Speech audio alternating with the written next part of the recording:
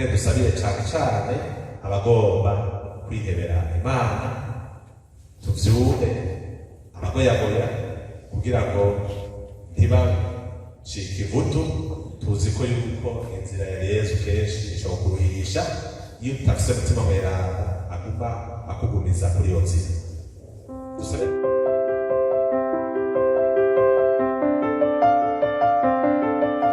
tuhere kuzirikana Izaburi ya 22 itubwira iti umukama niwe mwungere wanje, umukama niwe mwungere wanje ntacyo nzokena.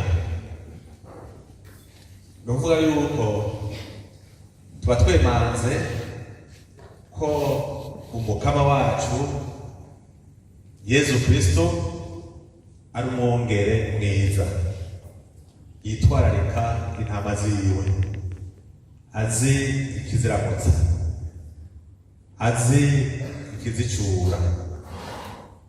Izaburi rero irahuza ibindi bisomwa Ekleziya yatekanirije kuri uyu munsi, hatekanijwe ku munsi w'Imana ugira kane w'iminsi ya Pasika. Ekleziya yawuhariye itorwa. Bisiguye neza ko uyu munsi dusanzwe twakira abaseminari, hakaba harimo n'abihewe Imana muri twebwe bo turasanganywe muri uyu muryango mpuzamakaminuza bari Bujumbura. Tuza rero guhimbaza uwo munsi dufise intumbero nyinshi, hariho kwiginana, kugira umunsi mukuru, kwakira abavukanyi, twongera twibuka yuko ari umunsi w'Imana ugira kane wahariwe itorwa. Ndagwanda biguse gatoya kumbure munsi ushobora kugumya niyo tariki, kuko hari igihe mutaba mwavyumvise imisi yose. Ntitwaba twarose akaryo ko guhimbaza uyu munsi wo gusozera iyi ndwi, ariko umunsi w'Imana ugira kane. None ko tugize Imana igahurirana, reka twibuke niyo data yoyo. Hari kw'igenekerezo rya 12 z'ukwezi kwa kane 1964. Muri ico gihe Ekleziya yari isanzwe mu nama nkuru ya Vatikano ya kabiri. Suko yari nkuru gusa, yamaze n'imyaka myinshi. Inama yamaze imyaka 3 kuva mu 1962 bayisozera basinye ibitabo byinshi byo muri Vatikano mu 1965. Muri ico gihe habayemo abapapa babiri, kuko umwe yarayitanguye uwundi arayisozera. Uwayitanguye n'umwe aheruka kuba umweranda hamwe na Papa Yohani Pawulo wa kabiri yitwa Jean 23, niwe yayitanguye, hanyuma yitaba Imana itarahera. Haca haza rero uwundi, niwe ariwe Pawulo wa gatandatu, Papa Pawulo wa gatandatu. Niwe rero yatanguza hagati y'iyo nama, atanguza uwo munsi mpuzamakungu. Bica biboneka ko mu buzima bwa Ekleziya haciye haba cadre yo kuronka abapatiri abihebeye Imana, mbere akavuga ko ari n'akaryo ko guhimiriza uwabatijwe wese kugira ngo abe umutumwa. Muca mumva yuko uko umusaseredoti uhebeye Imana ntivyizana, tuva mu miryango. None ni vyiza yuko uwabatijwe wese agira ubwo butumwa bw'uko nawe nyene yatowe kuba mweranda, agatagatifuza umuryango wiwe, abana bavuse umuryango akaberekeza kwihebera Imana. Nico gituma rero uwo munsi tuwufise kugira ngo kibe igisabisho vy'ukuri Ekleziya ishikiriza. Navuze nti iza buri twugururira gutahura ibindi bisomwa. mu gitabo cy'ibikorwa by'abatumwa twumvise mu gisoma cya mbere dutegera yuko twebwe icyo dusaba ni ukuronka abungere beza nk'uko dufise umwungere mwiza. None rero ukuba umwungere mwiza mbega twobishigira resume gute?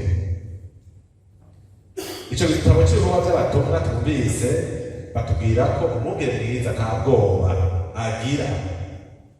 Igituma atagira ubwoba ni uko ashigikiwe na mutima mweranda, nihavoma ubwenge n'ubukomezi, ukwimanganya, kwigumya, gusenga, niho tuvoma. None rero tushikiwe na mutima mweranda, umwungere mwiza nta bwoba agira. Ngo naho yoba yari umuntu asanzwe w'amagara make, noneho twese turibo, twese turi banyamagara, mugabo ikintu twunguka kuri Pentekote twaronse mutima mweranda nuko duhaguruka tukabandanya inzira, kuko Petero nawe nyene yarahagurutse. Turazi yuko yari yaraguye agwa kubera urupfu ruteye ubwoba, agwa kubera inzira y'umusaraba Yesu yari yarafashe. None kuri Pentekote ngo yarahagurutse akikijwe na bamwe 11 aremeza ibintu bikomeye yuko rwa rupfu rwavuyemo izuka. Murumva yuko atawundi yari kubishobora atawarose mutima mweranda. Mu nkuru nziza naho twumvise Yohani ingene abivuga, dutegera yuko umwungere mwiza suga atagira ubwoba gusa, ahubwo ni nk'umumuritsi, ni irembo ry'intama. Mu irembo naho turabizi haca ibigororotse, ntihaca ibisuma, ntihaca abanigaguzi. None uwo twovyitirira ko ari irembo ry'intama nyakuri ni Yesu Kristo. Abatumwa bibo bose, abasaserdoti uko tungana, tugurura kugira ngo ntimubone twebwe, ahubwo mubone irembo ry'ukuri, mubone irembo ari we Yesu Kristo. Niba twugurura irembo ritujana mu ijuru, mu buzima budahera.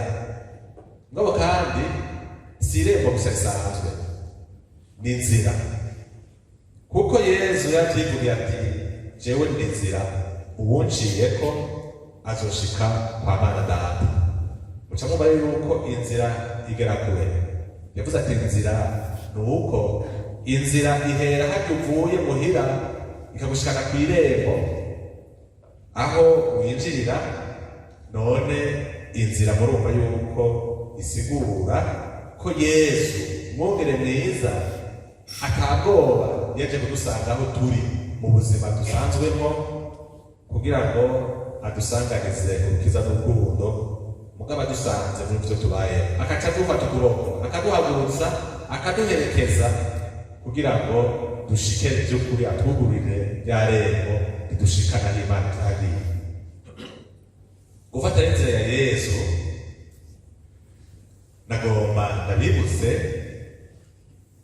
ko harimwo n'ukwemera ibigoye, ububabare n'urupfu. Ariko iyo nzira nk'uko yayifashe igoye y'umusaraba twabyumvise yahereje ku izuka rya Yesu Kristo. Niho natwe twashaka gushikana, kugira ngo dutsindwe n'ububabare cyangwa urupfu, ahubwo tumenye yuko imbere hari heza, ko dufise ubuzima butazokwigira buhera igihe twamukurikiye, igihe twakurikiye amakana yiwe. Na Petero twumvise mu gisomwa cya gatatu, muribuka yuko igisomwa cya mbere ari ibikorwa by'abatumwa, igisomwa cya kabiri cyari Zaburi, igisomwa cya gatatu yari Petero yandikira abakristo. Aratwihaniza gufata iyo nzira, twibaza ngo turiko turibabaza ariko dukora nabi. Iyo twafashe inzira nziza hanyuma tukemera n'ububabare, tukemera n'ibitubabaza mu buzima, ntitwibaze ko igihe cyose tuzoba tubabaye tuba twafashe inzira ya Yesu Kristo. None bagufunze wivye, bagufunze wisha abantu, ukababara ukagoboka, aho uvuga ngo wafashe inzira y'umusaraba, wafashe inzira y'ububabare Yesu yaguciye, kandi ari mu gicumuro. Oya, aho uri kuwishura inabi wakoze, uri kuwishura ivyo wakoreye abandi nabi warabishe. Dushobora kugira ngo dutegere neza, dutegereza Yesu Kristo aducira inzira y'umusaraba, mugabo inzira yirimo urukundo. Iyo musaraba utegereza kutwereka yuko ari urukundo rutembagarako. Twemere kandi twitegurira kuba abatumwa beza aho tugeze hose. Umunyeshuri umwaka wa mbere, uwa kabiri, uwa gatatu amuzokora uhebeye Imana. Twibuke yuko intambwe yose ngo twabyigishijwe ari akaryo keza ko kwegeranya abantu, ko kwereka urukundo bene wabo. Mugabo kandi twongere dusabire cyane cyane abagomba kwihebera Imana, tuvyuhe abagoyagoya kugira ngo ntibacike ivutu. Tuzi ko yuko inzira ya Yesu kenshi ishobora kuruhisha iyo utafise umutima mweranda aguma akugumiza kuri iyo nzira. Dusabire twese ko tuba batumwa aho tugeze, mugabo kandi twibuka yuko hari abandi batumwa bari imbere yanyu bakeneye isabisho. Abasaseredoti bakeneye isabisho, abihebeye Imana bakeneye isabisho, kuko ni inzira nziza irimo akanyamuneza igoye. Ku izina rya Data na Mwana